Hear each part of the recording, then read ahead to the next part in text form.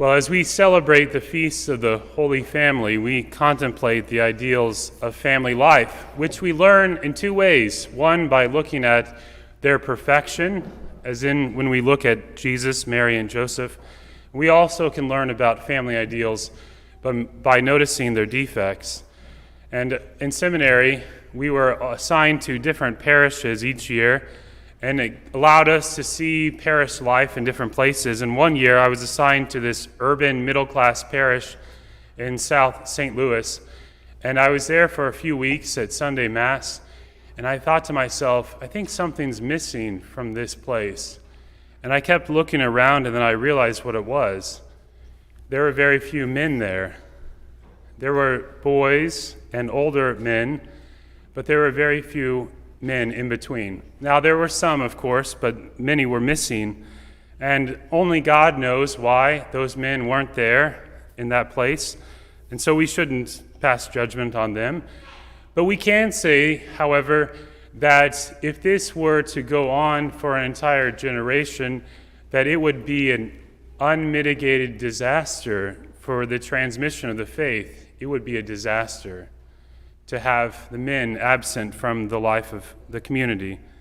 And this is not to say that any one family is doomed to failure, because every situation is unique, and moreover, anything is possible, especially in the order of grace, in which miracles not only happen, they are frequent. But as I've said before, the Father is the key figure in handing on of the faith. And why is that? Well, as we know, children are very good at imitation, and they are very likely to do what they have seen more than what they have heard. And these kind of things leave lasting impressions upon them. And the father of a family, because of his leadership and the force of his character, leaves the most lasting impressions on his children's souls. And these impressions are so deep that they can not be erased sometimes. It's like if you put a mark on the bark of a young tree, you know that it would not disappear, that as the tree grew, it would only widen. And this is the kind of effect that fathers have on their children. So today I'd like to share a couple insights from people that are wiser than myself in regards to the impressions that fathers leave on their children. For a very young child, the sight of their father in prayer is important for their lifelong concept of God, because they think to themselves, if even dad shows affection and respect to God, then God must be all-powerful indeed. He must be a father himself, loving, protective, all-knowing, capable of anything. And we have, as a testimony to this, the life of St. John Paul II. He wrote that watching his father pray was like attending his first seminary. But as children grow older, their father's attitude toward God has a deeper and more subtle effect. By his attitude and actions, the father says, in effect, this is the correct way in which we adults conduct ourselves in this world, whether we like it or not. And this is the way we please God, our Father, and live among other men and women. And so this type of religious conviction is one of the greatest strengths in a person's life. It is a true strength because it firms up our judgment. It gives us purpose and confidence and self-control. And children are looking for these types of things. They are eager for them. And if they see these preeminent strengths present in their father, they are likely to adopt them themselves. But if they are missing, then they're likely to look for these values elsewhere. And so as children approach young adulthood, they have a choice to make, whether they are to adopt the Christian faith and its values or the values of the world. And that choice seems to depend in large part upon the religious leadership of their father, because, once again, he leaves the deepest impressions upon them. Consider the impression that St. Joseph must have made on Jesus.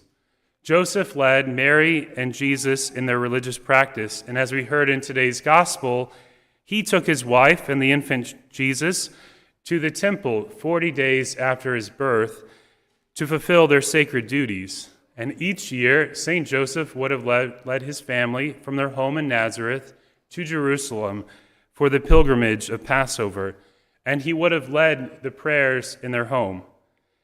And this is all even though Mary had a stronger personality, even though Mary was more gifted. But Joseph also would have instructed the child Jesus and answered his many questions.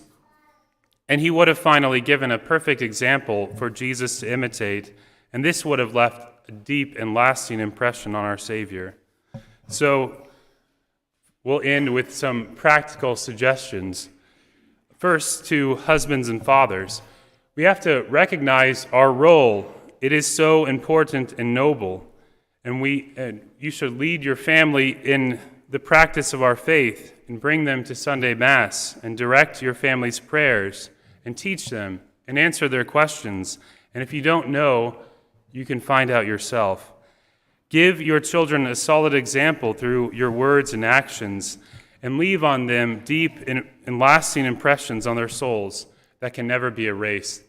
And if this sounds a little daunting, then we should all work together and have fraternal support.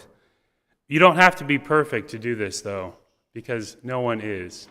No one is. But you do need to desire to be the man of God that your family, that your wife and children need.